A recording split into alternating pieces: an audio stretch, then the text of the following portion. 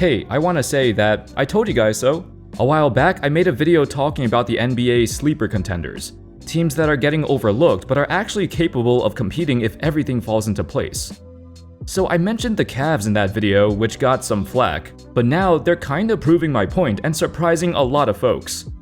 Of course, it's too early in the season to make a judgment, but from what we've seen so far, they've got a very good thing going on, even with Darius Garland missing most of the early season games. How's it going, folks? My name's Andy, and today I want to talk about the Cavs and some other teams who are pleasantly surprising the rest of the NBA. Let's get started. One thing to note with the Cavs is that even by statistical projections, they were not predicted to be a bad team. 538.com projected the team finishing with a 48-34 record with an 80% chance to make the playoffs. So them fighting for the top seed in the East is not a huge outlier. But what's exactly propelling this team to success? Well, you gotta start with Donovan Mitchell. The Cavs gave up a massive haul to get him in a trade, which included a lot of their young pieces and basically their entire future. Considering the Cavs were on such a good path in their rebuild, this trade threw a wrench into that plan. That's why it got criticized, because they made a win-now move when their team wasn't supposed to be ready for that. Plus, it didn't help that a few months prior to the trade, Mitchell severely underperformed in the playoffs. But generally, over his career, he's had way more fantastic playoff games than bad ones. I mentioned in that previous video that the Cavs' main struggle last season was due to the lack of a consistent offense. Darius Garland needed help in the backcourt, someone who can create and take the burden off his shoulder. Mitchell is now doing that and even more while Garland recovers from injury. He's been freaking ridiculous. Through the team's first 6 games, he's averaging 32 points a game on nearly 64% true shooting percentage. Plus, with the tandem of Jarrett Allen and Evan Mobley in the middle, Mitchell's passing is now sharper than ever, cause he has multiple bigs he can throw the ball to.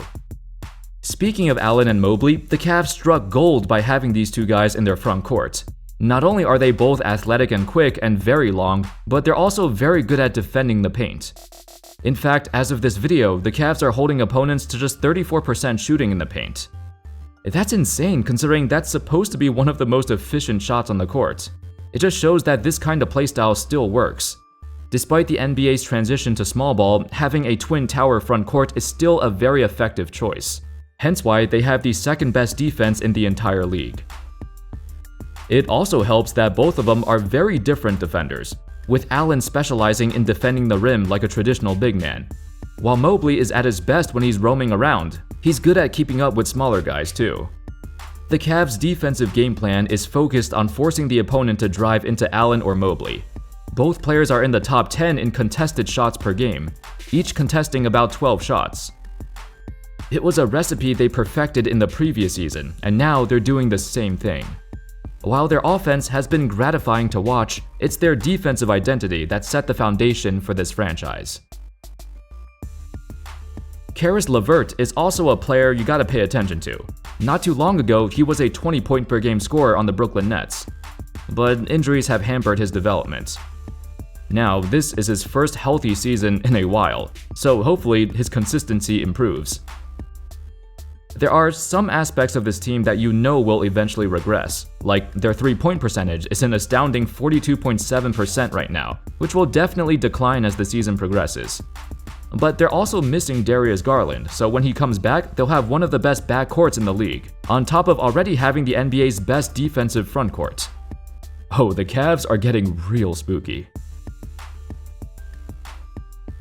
The San Antonio Spurs. The Spurs are another huge surprise, cause honestly, everyone thought they'd be tanking. Well, they probably should be tanking to be honest, especially after they traded away DeJounte Murray. It was a clear sign that they were ready to move on and launch into a full rebuild. But then Keldon Johnson decided to become the second coming of Kobe Bryant. He's been going off at the start of the season. And I think out of everyone on the Spurs, Johnson is the guy who could probably be the future of the franchise. We don't know yet. The dude's putting up all-star caliber numbers on very good efficiency though, and the Spurs have somehow won 5 of their first 7 games. A team with a mishmash of young players, some of which are high lottery picks, others are later selections who are more impressive than we thought. Unfortunately, their early season headlines got overshadowed by the whole Josh Primo ordeal. For those who don't know, Josh Primo was their 12th pick in the 2021 draft.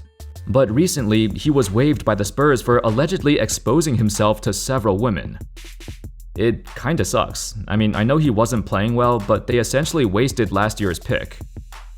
If you want my honest opinion, I don't think the Spurs are going to make the playoffs, but watching this team is a breath of fresh air.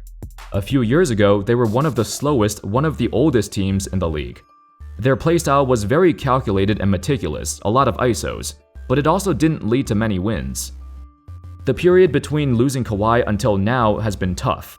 However, this new squad is now playing at the third fastest pace. As Popovich has cited, they must use their youth to their advantage.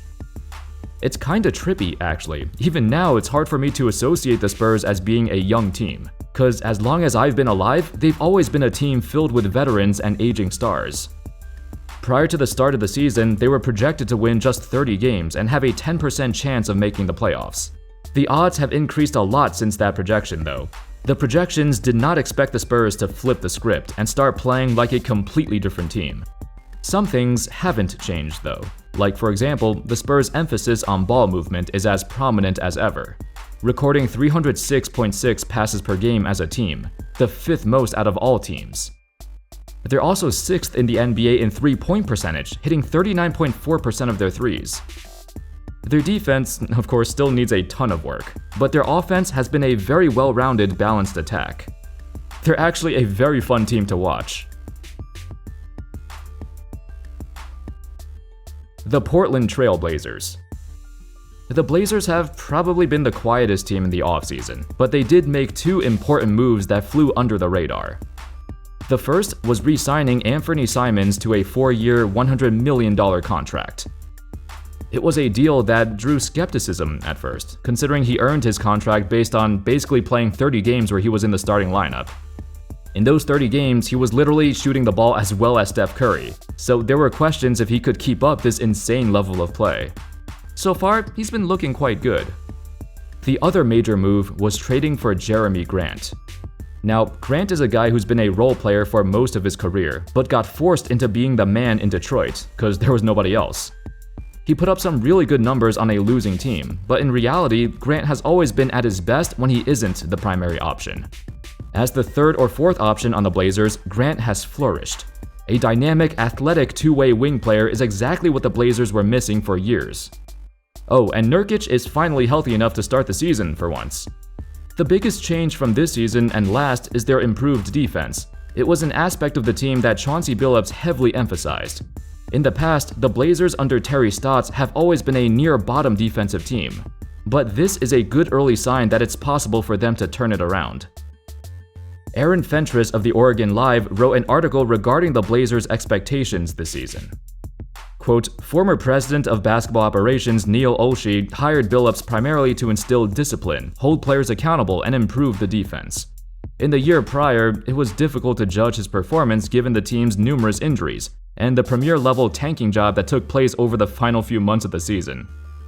That end result was an opportunity for Billups to help new general manager Joe Cronin reshape the roster and add players the coach feels best fit his plans. Out were McCollum, Norman Powell, and Robert Covington. In are Josh Hart, Justice Winslow, Jeremy Grant, and Gary Payton II. This is basically Billups' first real test as a head coach. Can he turn this franchise that's been a turnstile on defense for nearly a decade into an elite defensive team?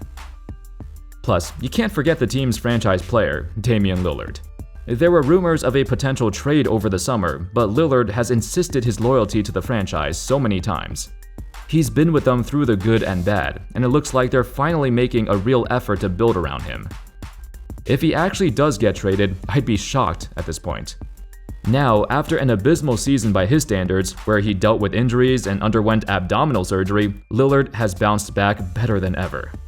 Hopefully, he can continue this and the Blazers can return to the playoffs once again. I do believe loyalty should be rewarded, especially in this NBA landscape. Anyway, that's all, folks. Those were some early season surprises. I'm not sure any of these teams can keep up the pace, except for maybe the Cavs. I feel like the Cavs are legitimately a great team and have all the pieces to succeed. Let me know your thoughts in the comment section. Which other teams do you feel like surprised you a little bit? Which teams do you think are just on a lucky streak? Thank you all so much for watching. I hope y'all enjoyed the video, and of course, as always, I'll see you next time. Peace.